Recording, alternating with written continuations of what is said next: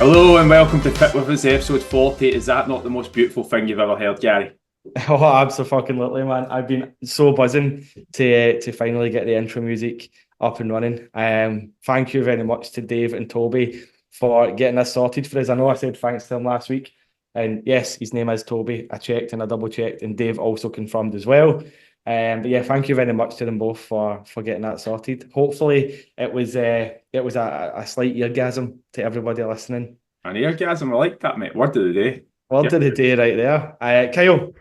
You've been in bed? No, well, this week, what's been happening? What you sick with?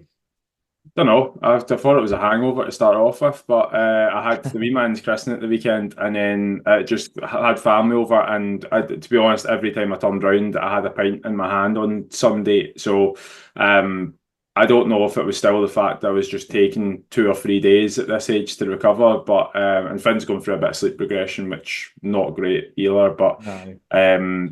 I don't know. I've just genuinely been like one of those ones I've actually struggled to get myself moving. I've got a sore throat, sore chest, sore head. I could be dying. Who knows? We've got theme tune music now, and then I might be dying as of episode 41. Who knows? Sounds like man flu to me, mate. It does. What's the crack with you? What's happening? Not much, mate. I've been covering holidays in the gym, so I've went from working in the evenings to now starting at 6 a.m., which has been a massive shock to the system. Obviously, my body is wired to staying up till 10, 11 o'clock at night, sleeping until 7. So that slight change in routine has really fucked me up from an energy point of view. Tuesday, I fell asleep at 2:30 on the couch just because I was totally wiped out. Starting to get a wee bit used to it now, which is all right. I'm a pint of Monster deep, and that's definitely taking effect. Have you seen these cans, by the way? They've got a reclosable lid. I have seen them. You don't really get them that commonly. Are they more common, Aye. or what's the happening?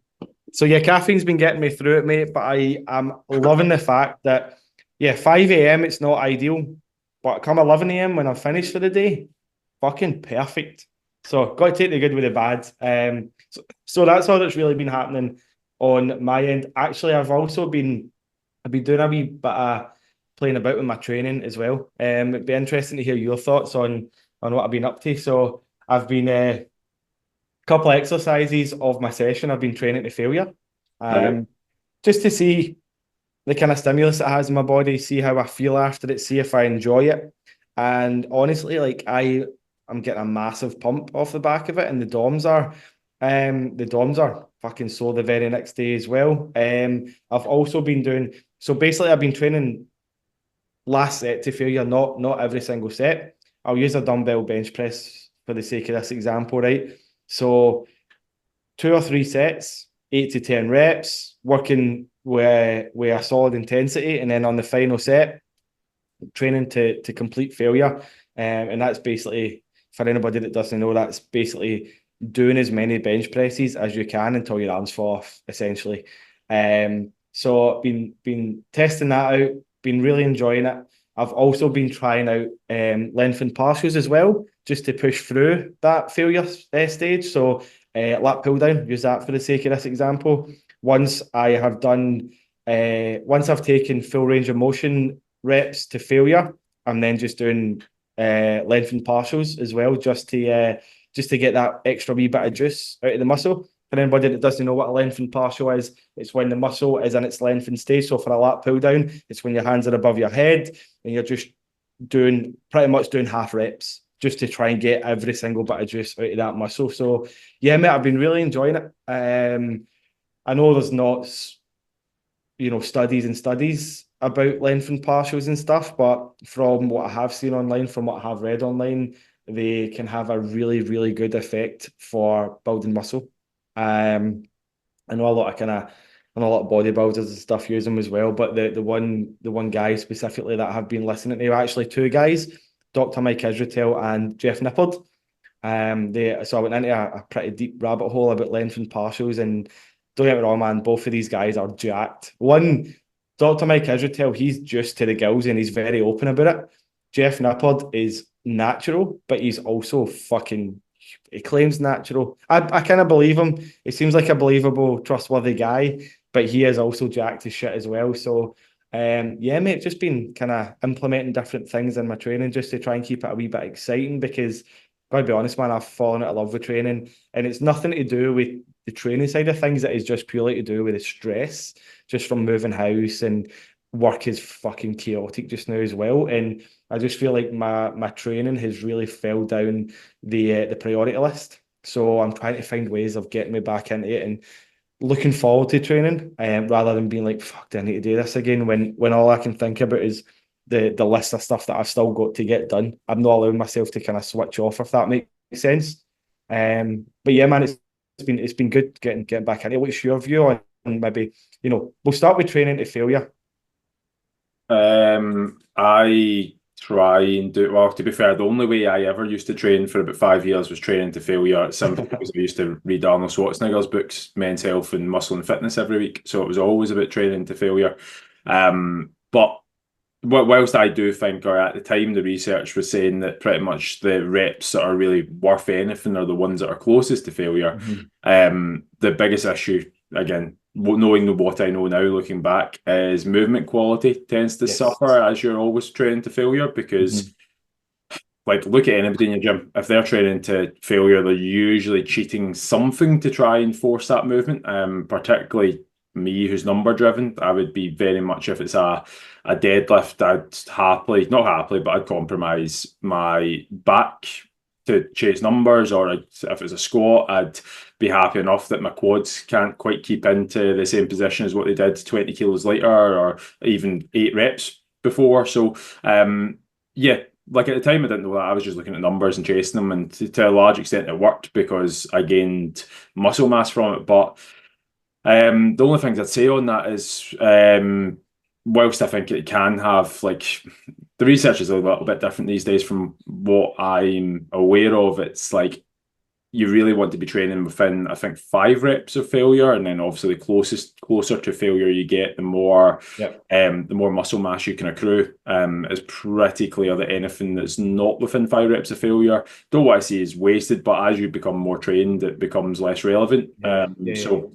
would say, like, training to failure is definitely something that, like, the majority of my sessions, I'd be taking most of my lifts to close to failure. I'd say I'd be if anyone's unaware of an RPE scale. An RPE scale is a rate of perceived exertion scale. So 10 being a 10 out of 10 effort, you couldn't lift any more. So in your last rep, could you do any more? If the answer is no, it's a 10 out of 10 effort. If you could possibly do half a rep or potentially get a rep, it's a 9.5. If you could comfortably get an extra rep, it's 9, so on and so forth. 2 reps is 8, whatever. You could look at that as a reps in reserve instead of RP. Getting too complicated on that. But I think there's a lot to be said to actually just follow up on your point of not prioritising training. Kind of going through a little bit of that myself, where it's very difficult to, like, I have kept up the routine of it, but being honest, training hasn't served the same purpose it has for, I'd go beyond a year or two now. It's just that I'm doing it as a functional thing, because I know when I stop doing it, then it's like a house start trying to get going again. And I think with that, it is important to try and do things in the gym to a large extent that not even so much you enjoy, but like you don't find a massive barrier to friction on. So I think the likes of getting stronger within the gym is definitely something that you can chase. And then I was going to say the one for me is always doing the hardest session of my week at the start of the week. Definitely. If you've got that looming over you, if I used to do the session I enjoyed, which was where I used to do bodybuilding splits. It used to be chest. I used to do chest on a Monday.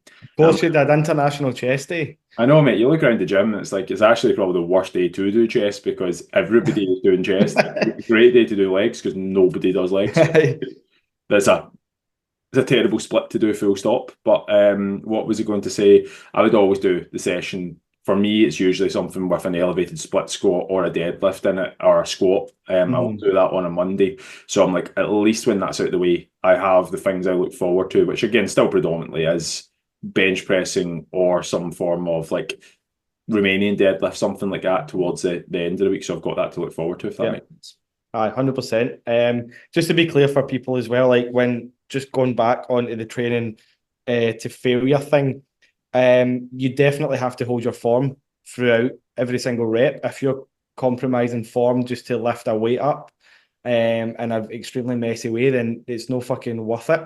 I also don't recommend going to failure with barbells. So going to failure with squats, going to failure with bench press can be a wee bit dangerous. If you have dumbbells, do a dumbbell chest press instead of a barbell because you can just dump the dumbbells. But even safer than that would be doing it on a machine as well. A machine's fixed. It can only move one way. You can really focus on your form, getting the tension that you need, and don't do it on every single fucking set. I only pick 2 to 3 exercises per session just now. So the exercises I took to failure last session were actually dumbbell bench press, the lat pull down with a mag grip, and cable lateral raises. That's the only ones I took to failure. Anything else that was a lot more kind of technical, nah, no taking it to failure. Plus, I don't want to absolutely gas myself out as well, to the point where it actually does get a wee bit dangerous. But yeah, I just wanted to be crystal clear on that because I don't want any of the listeners who are quite new to the gym or they maybe don't train with intensity that we train at, or maybe their form's a wee bit questionable. Don't want them to go and trying it and going, I heard this on a podcast, boom, stuck under a fucking bench press. The most important thing to do, like if you're within your first, well, usually the first 2 years of training, but I'm actually going to say less than that. If you're in the first 6 months of your training, the most important thing that you do is actually go in the first place. So it's about frequency and volume. Yep. I think once you can look at making sure you're consistent with ideally somewhere between 2 and 4 sessions a week, and you're doing the set amount of exercises and you're not skipping exercises, once you have that in place, it's just about being progressive in the sense that like each week, are we able to either up reps or we up weight? It doesn't necessarily, failure doesn't really come into it too much then, because by a stimulus of you getting volume, frequency and progression, then you're going to gain muscle anyway. Where progressive, like where intensity to that level comes in is typically when you're, for most people, over 2 years, but I'm saying like over 6 months, it would be a variable that you'd look at. And that's why, again, it's a good point that Gary touched on as well. So yeah, I'd agree. Right, it's good, man. It's good fun. What's your view on lengthened partials? Have you done any research into this? Because I know it is fairly new. I think the research only came out maybe 3 to 4 months ago. Well, the one that I read anyway. So have you done any sort of research into it? I haven't, to be completely honest. I think for a large part, when I used to read every fucking thing going, I got very much caught up in the I am trying everything all of the time. And sometimes anecdotally, you get caught up on these things where you start to think they work and you start to justify them. Like I used to get really caught up in cluster sets or drop sets. Oh, yeah. Do them all the time. I think we even talked about it last week, like German volume training. And yeah, I think looking at any of it, like, yes, it can work. I do always think no matter what it is, I've yet to see anything that I'm like, it's probably talking about 1 to 2% of an increase in terms of progression long term. I think if it works for you and you're enjoying it, 100%. Like I'll still occasionally throw in a wee drop set of if I'm feeling like I'm not getting, like let's say I'm scheduled to do 3 gym sessions that week and only get 2. I might on my second session go, well, I'm not going to get back to do any more hamstring curls for the rest of the week or my hamstrings will be lacking. I might throw in a wee drop set. Now, my issue with length and partials, I just think they're going to be hard to measure long term because they're not as quantifiable as full reps, and they're a bit harder to quantify, more so than anything. So I think the idea behind it is once you take a set to failure, we'll use the leg curl for an example here. So let's say you hit 15 reps on the leg curl, you're at 10 out of 10 RPE, complete failure. There still is some juice left in that muscle, not to complete a full rep, but just to get some length and partials out. So what I would do personally and what I have been doing is I've only been counting the full reps. Yeah. I've not been counting the length and partials. That is basically just to completely tire the muscle out. And you're lucky if I'm getting 4. Do you know what I mean? It is only a couple. It's a handful of length and partials. My favourite one to do length and partials on is actually the lat pull down, especially with the mag grip, because just having your hands rotated slightly, I don't know, man, I just feel a massive stretch in my lats. So once I've completely gassed myself out to full reps, see just doing tiny wee reps where I'm really focusing on squeezing my lats, the fucking pump I get off the back of that is I'm walking about with invisible lat syndrome. I'm like, shit, I'm not going to get through that door. I need to walk sideways through the door and stuff. But yeah, I don't think doing lengthened partials after every single set is really what the research and the studies was suggesting. I think it is just to get that wee extra bit out of your muscles.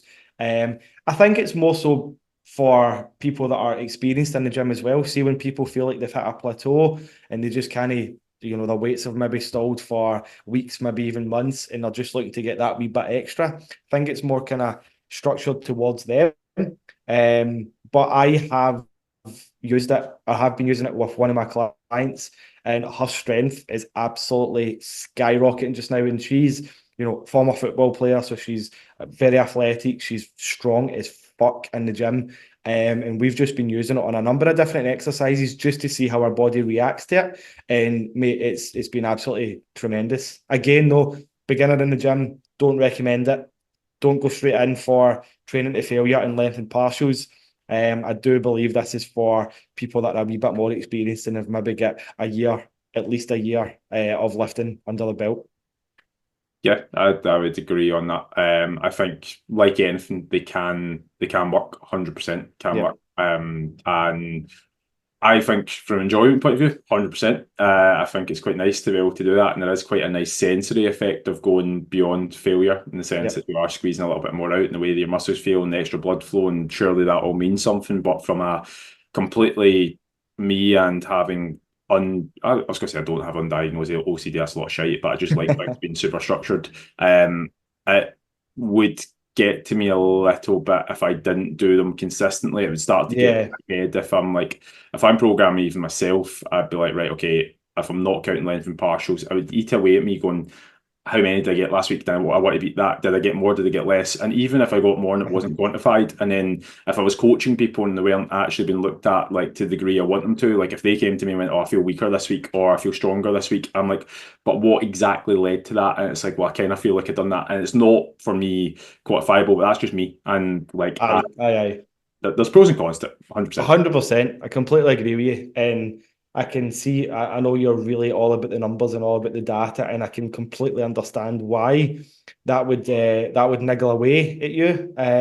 Like I say, pros and cons to it, and that's definitely a con for the way you like to approach coaching and tracking our metrics and tracking our weights and stuff like that. So it's always nice to hear different opinions on stuff. This is why we talk about it. This is why we bring things up, because I have learned the hard way to not always take things at face value. I used to be a sucker for, well, this guy said it and he's jacked his shit, so it's obviously true.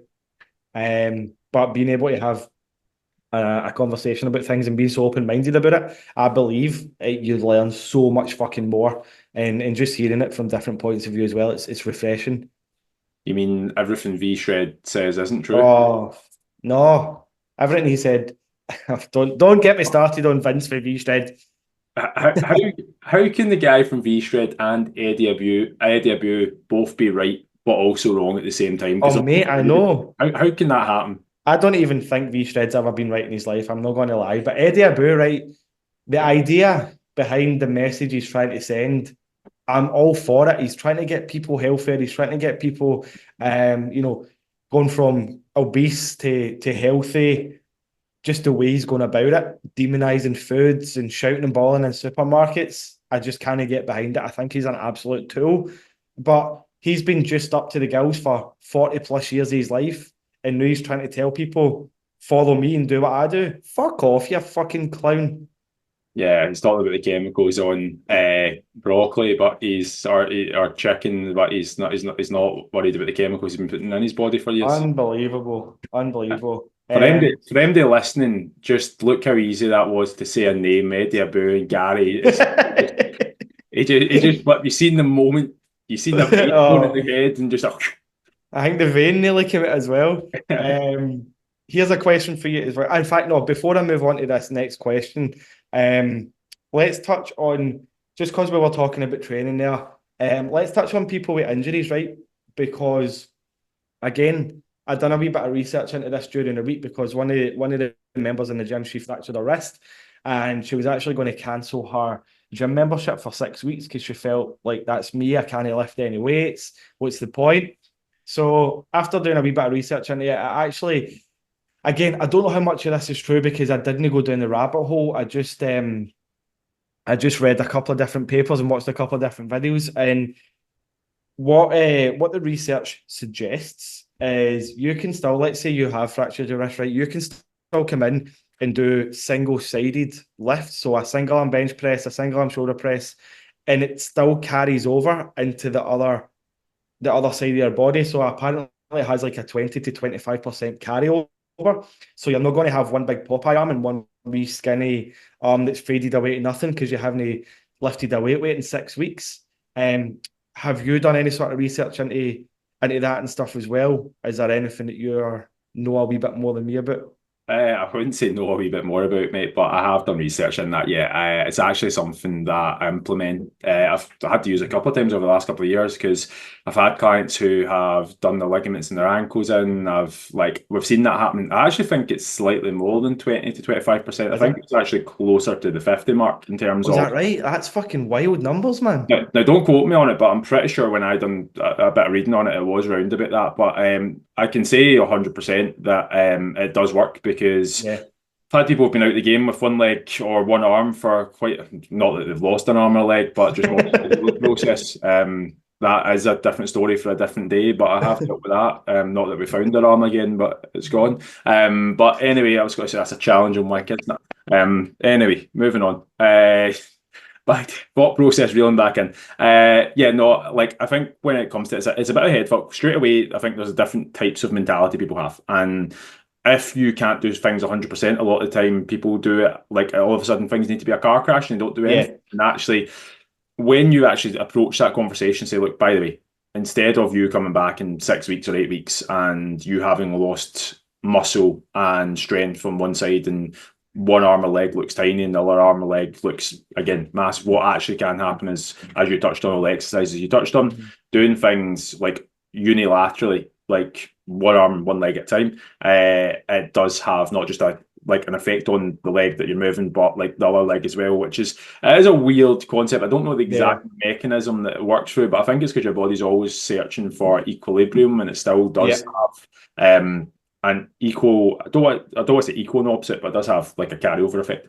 Yeah, and apparently it can also help speed up the recovery process as well. Because obviously you're stimulating the body, you're stimulating the muscles, blood's flowing. So yeah, it was such an interesting hole to go down and an interesting thing to really research on because I'm not going to lie, like I'll be completely transparent. I always thought, see if you had a bit of an imbalance, you didn't want to make it any worse. And then when I read this, when I heard about it, I'm like, holy fuck, it absolutely blew my mind. And now it's completely changed the way I look at training, and it's going to change the way I structure training programs and plans for my clients and even for myself as well, because I'm still nursing this arm injury from when I was coaching with you, or when I was training with you, sorry. So I'm now going to have to. That sounded like a claim there, mate. That's what that sounded like. Mate, it's the most frustrating. I think it's like golfer's elbow because I'm sure tennis elbow is on the outside and golfer's elbow is on the inside of the joint, and mine's is on the inside. So, I too scared to go to a physio because I don't want to be told to rest. But at the same time, I'm like, I need to do something about it because it's getting to the point now where, see if I lift a box, like in the house, if I go to move a box, I'm like almost dropping it because it's the strength is gone, essentially. I can't bicep curl. It's a pain in the ass, but that's now got me thinking that I now need to restructure my training program, and I can get away with doing single-sided stuff, and it's not going to give me one big massive pec and then one wee hangy boob on the other side, because it does carry over. So very interesting, and this means to you, like people that's listening, this means for you as well. If you've got an injury, it's not a fucking excuse. Yeah, don't disagree with that. Get yourself in the gym. There's always something that can be done. Feel sorry for yourself for a wee bit of time, but just know that a wrist injury, an ankle injury, a knee injury, it shouldn't be an excuse to completely halt everything that you're doing and stop your progress. I think on that as well, I've had injuries before that I've not wanted to go to the gym, and it is one of those things that like the automatic assumption is to stop doing everything just to allow it wait till you feel normal, better again. And I think for a lot of injuries, the big thing is there does need to be an element of like I'm talking about like if you had like a global injury, the key thing would be to rest to allow it to recover. Usually, unless it's a tear or a break, usually somewhere between 5 and 10 days, you should see improvements within that. Again, thrown out, I'm not a physio or a doctor here, but should see 5 or 10 days should be improvements. After that period of time, though, your body tends to try and protect itself. So it's a case where it's like, oh, we went to either a range of motion or repetitive strain or something's happened. We don't ever want that to happen again. So we're actually going to stop you going to that range of motion again. Whereas you actually need to almost say to your body, it's actually okay to go back to that range of motion again. So that's where you need to, again, where most people go is, well, I can't lift, let's say you're overhead pressing 15 kilos. Well, I can't lift 15 kilos again, which means I don't want to do anything. I'm like, well, actually, you might need to be best served starting at fucking 2 or 3 kilos and working through the range of motion and then building your way back up. But there is always a way. And again, not a physio, not a doctor, none of that. So I don't want to give you advice that I'm technically what I stay in my own lane for. But again, working with people and seeing how these things work a lot of time, I think there is actually an element to say if you've been resting long enough, and this is my point here, if you've been resting long enough, you've been resting 6 months and still have an injury, it's no longer an injury that needs to be rested anymore. It's an injury that needs to be fucking moved. 100%. And I found it with injuries that I've experienced myself. Again, also not a physio, also not a doctor. I'm just speaking through personal experience. When I rest it makes it worse. It takes longer to heal. But keeping myself moving, it seems to speed up the process. Don't get me wrong, but I have felt sorry for myself in the past. And same as you, mate, just fuck it. I've broke my ankle, I'm not going to the gym. Simple as that. I've got a stookie on my wrist, I'm not going to the gym. But again, it's now completely changed my mind on how I'm going to approach injuries in the future. Touch wood that I don't get any more after this fucking elbow's fixed. But mate, I was going to say, I had a coach where I was doing powerlifting. I was fucking raging, mate. I'd done my ligaments playing five-a-side. I literally turned over my ankle and you heard the snap. The boys behind me heard the pop. I couldn't walk. I messaged him the next day. I had a competition like 8 weeks or 10 weeks from then. I messaged him the next day going, mate, I fucked my... I'd never actually done my ligaments or anything before. I went, mate, I've fucked my ligaments. He went, yeah, that's sound. You're still going to be squatting and deadlifting. And I was like, you talking about, mate? I was expecting time off. And he's like, nah, you're still going to... The only thing you're going to have to look out for is just like how much a stretch we get in terms of like your split squats or something. And I was like, this is horrible. I was expecting like the next week, 2 weeks, sitting watching Netflix, and you're telling me I still need to go to the gym. How did you find it helped you though with the recovery process? Genuinely forgot, mate. It's weird. Like I don't know if you've ever done ligaments, ankle, whatever, but it's so weird because like straight away it feels like the worst thing ever. Like I've broke bones before, and it's actually probably feels slightly worse in terms of like the first day or two, you're like, I can't move my ankle at all, and you can't put any pressure on it. I'm literally hobbling downstairs in crutches. 4 or 5 days later, mate, I'm like starting to walk normally again. I'm like, this is. Remember that time that Deke had the miraculous recovery? I remember very well. That's what I was thinking about there. For MD listen, Deke included yourself, if you are listening. We have a mate. Shout out to Deke. Yeah, Deke. Probably an ex-mate after we tell this story. But Deke was actually Kyle's best man. That's how close he is to the podcast. And now we're in trouble because I've opened up a can of worms. But there was a point where Deke, we were still unsure if the story is true or not, but Deke was partly playing football on like a whatever Tuesday night, and he didn't turn up to college on a Wednesday morning. We were all like, where is he? What's happening? It was very unlike him not to turn up. So there was a text message. I messaged him and he's like, oh, I was playing football last night and I hurt myself. I've done my knee in or whatever it was. And we were all going, oh, guarantee he's got to turn up here in crutches, whatever. And his dad used crutches at the time because he had a hip operation. So I was like, there's his dad's crutches. He's a fraud. And then he turned up to college with his crutches on. But on the Wednesday, the injury, couldn't walk. but by the Saturday, he was playing like Football again.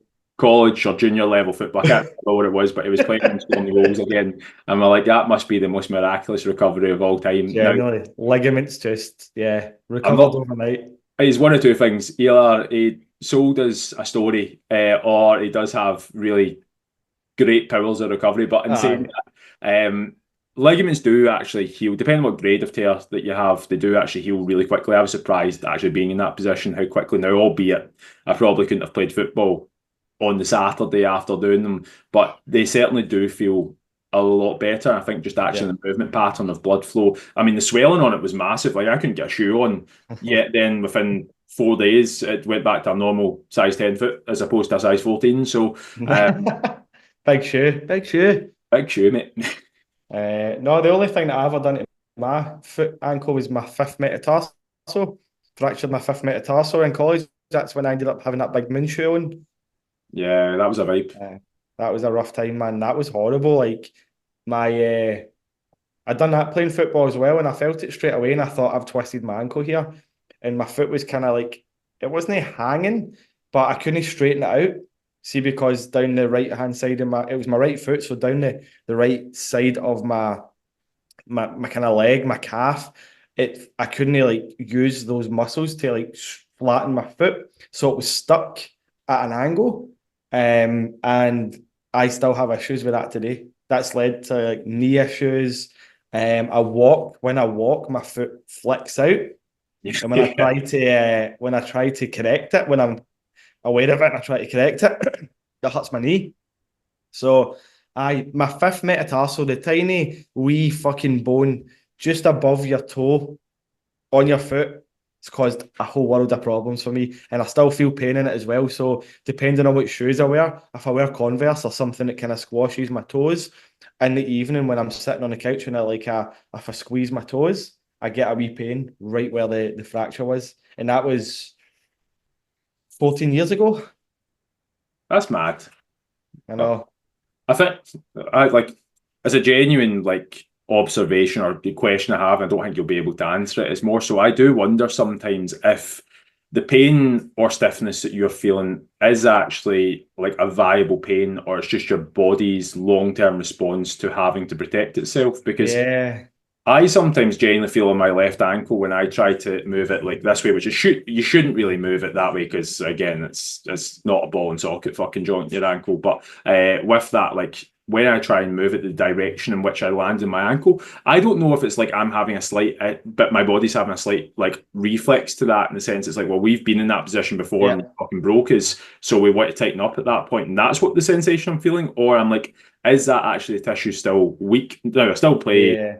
Still play football poorly, but at the same time, like I don't know if that's actually the mechanism. Aye. It's an interesting, again, that would be an interesting rabbit hole to go down. Because Is that your body's response? Is that your brain sending a signal to your central nervous system and going, fuck that, we've been here before and we know what happened? yeah, I remember hearing, and again, this was on a podcast, so I don't know exactly how much truth is in it. And be honest, I didn't fucking go searching it. But I think your body's tissues, in terms of like your entire body's group of cells, replenish every like 3 months. I think like so. If the version of you here 3 months prior to 3 months in the future, if that makes any fucking sense. So mid-November, today to mid-November, your body will have completely new cells that have done this entire replenish system.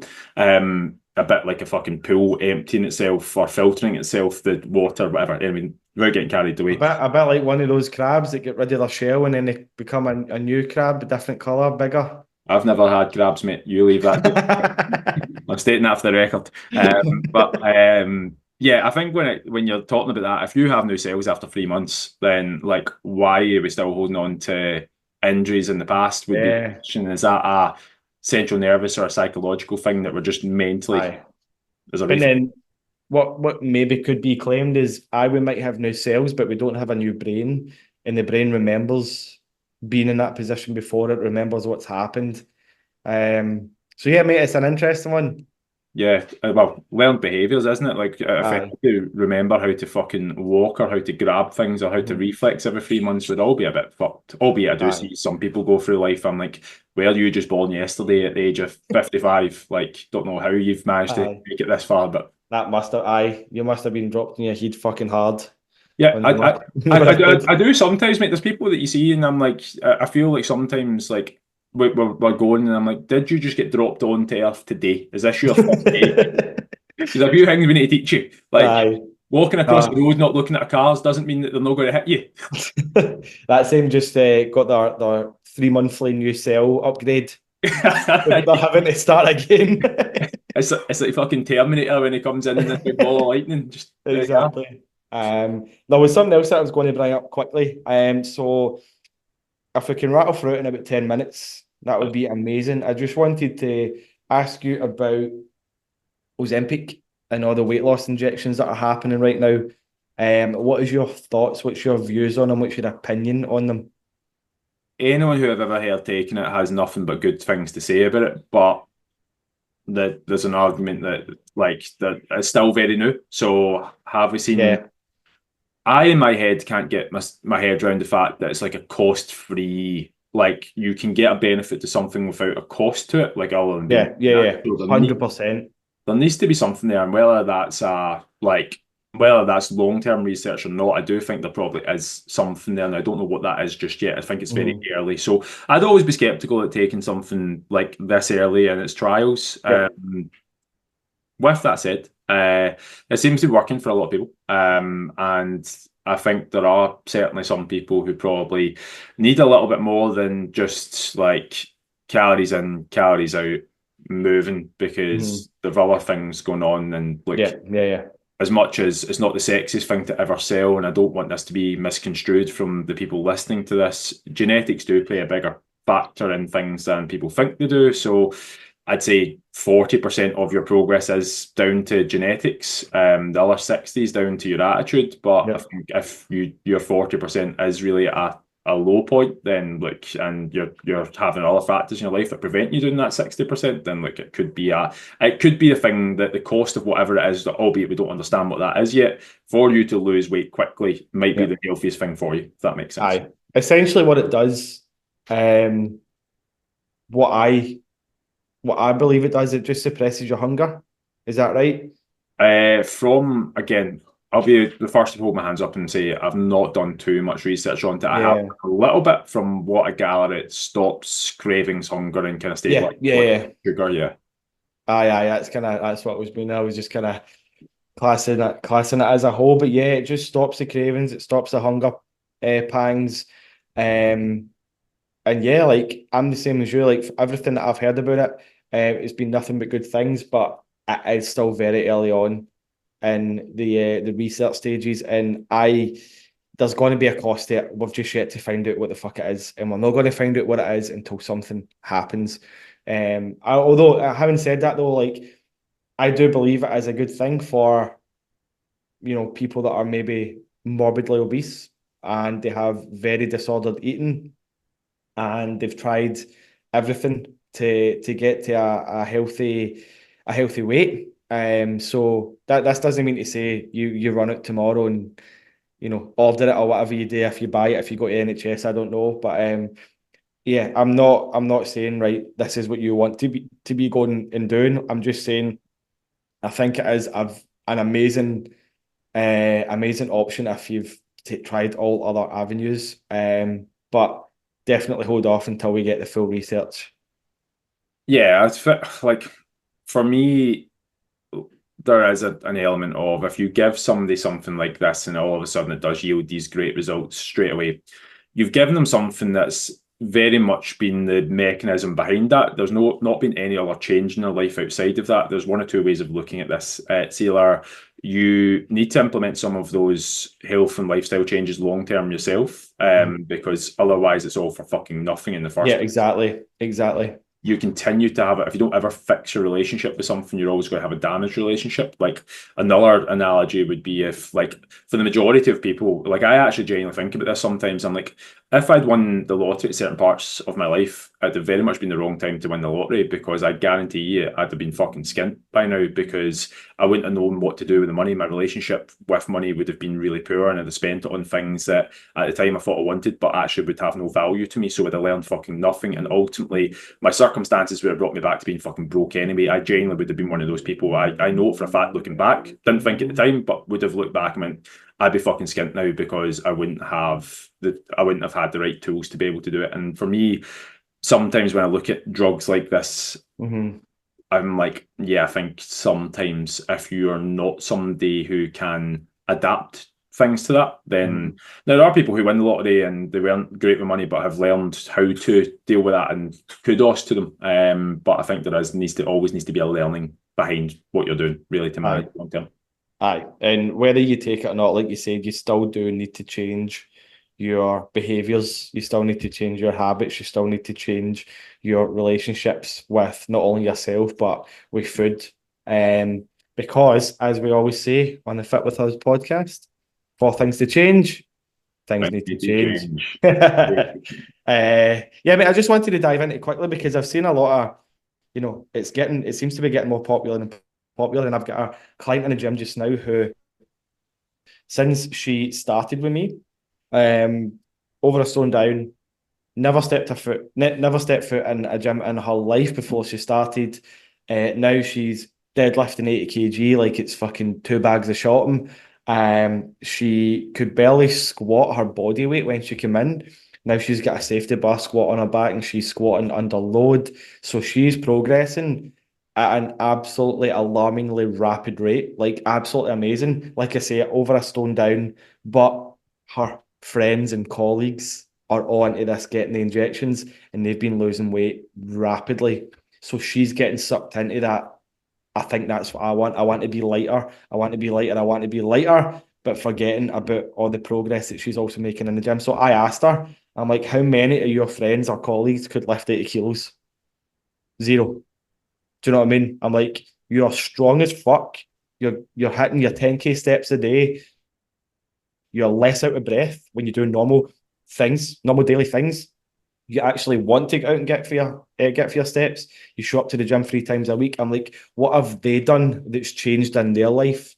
Nothing. Absolutely nothing. They just take the injections and lose weight. There's going to be a cost to not changing your habits. There's going to be a cost to not changing your routine. And I think I finally get through it. It took a couple of weeks, but just putting it all on the table in front of her and just saying, look, yes, you're taking longer to get to where you want to be, but see, in a year's time, when they've rebounded and they've went back to where they're at now because they've not changed their habits and they've not changed their routine, you're going to be in a far better place than you think they are right now. And you're going to be so thankful that you stuck with it for at least 12 months. You're going to look back and go, fuck, I done that. Yeah, I'd only add to that is, like, obviously nobody wants to be the odd person out. Like, if everybody, again, use a different analogy, but if everybody around you is getting a wage increase that's 4 times what you're getting, and albeit yours might be increasing, but not to that rate, you feel like the odd one out, irrespective, because you're comparison. Now, I would say on that is, like, my opinion as a human being is the fact that, like, our lives are made better by solving problems, not having the absence of problems. And I think having you just getting an injection that's solving all your problems isn't really you taking control of your problems to a large extent. For me, I think for most people, as whilst there is a benefit to it, there's the level of achievement and benefit of that, like working your way to you knowing you're the person who made that body compositional change, who knows how to keep that, who built their way up to an 80 kilo squat to, like, again, adapt all these, like, come out of your comfort zone, make those changes, know how you can do it, and do it without the aid of anything else. I think that there's a lot to be said for that, rather than... Yeah. I'm not knocking anybody who's had the injection. I don't want it to come across like that. I do think there is a part to that where I'm like, yeah, I think that can be helpful for a lot of people, but I don't think it's helpful for as many people as it's made out to be, would be my... Completely agree. If it really was that easy to lose body fat and to lose weight, we would all be doing it by now. Remember when like calorie counting wasn't really a thing, but everybody avoided gluten because it was Yeah. meant to be? I'd like, for me, it's a bit like a fad like that, where I'm like, yeah, it's fine. Like a gluten intolerances and celiac they definitely have a lot of people. Mhm. But most people, it's not actually the case. It's not gluten that's your issue, mate. Yeah. More to it than that. So, that's kind of what I'd say on that. Aye, definitely. I appreciate that. Appreciate your thoughts and your opinions on it. I just thought I would bring it up because it really, when I was having this conversation with my client in the gym, I was like, "Fuck, is that how bad things are getting now? Like you're progressing unbelievably well, but you just want more and you want it quicker." But yeah, I definitely think she's kind of coming round and she's really accepting the fact that, do you know what, I'm doing fucking amazing. And yes, it is going to take me a wee bit longer to get to where I want to be, but when I get there, I'm going to be in a much better position than my friends and my colleagues that are doing it the kind of rapid way, that we don't know the cost or the consequences yet. Yeah. Um, Anything else you want to cover, mate? I think that's been a solid episode so far, eh? Well, mate, if it's got your approval and it's got music, and do we have outro music as well? Is It's the that same. So yeah, let's see how it goes. I know we're still obviously recording right now, but I'm going to try and put it as an outro as well. So it could go horribly fucking wrong. So stay tuned and listen to see if I can figure it out. if listen to the outro music, if it's Bob the Builder this week, it's because we didn't know how to do it. We Fantastic. promised you music. Yeah. Gary, where No, can I find you? they can find me on Instagram at gmac_health and fitness. Kyle, where can they find you? Kyle_biofitness1 on Instagram. And actually, I have changed a few of the things on YouTube, my own personal YouTube, the biofitness one. I've made some of the hot seats we've had public. So there's one of your journey in there, there's one of Shannon's journey in there, Dean that we spoke to. I've got a separate one for that. So anybody who's looking for anything of, again, guests you may have listened to before, Gary's journey, Shannon's journey, they're all on Biofitness88 on YouTube. There are some helpful things there. So if you want to go and binge that, then feel free to go and do it. I will link that in the show notes below this episode. I'll also link the Fit With Us YouTube channel as well in there if you want to watch us on YouTube rather than watch us on Spotify. Also, again, thank you very much to Dave Williamson and Toby Llewellyn for the intro and outro music. We are absolutely delighted to. Does this make us like an official, like real podcast? Are we like professionals now? I mean, what were the top 10% of fake podcasts now? We're the top 5% of authentic ones. Aye, aye, there we go, man. I'll fucking take it. But yeah, thank you very much, Dave and Toby. Looking forward to working with you guys even closer in the future for more, bigger, better, and wonderful things. Yes, thanks, Dave and Toby. And everything Gary said, we'll catch you on the next one. See you next week, folks. Bye.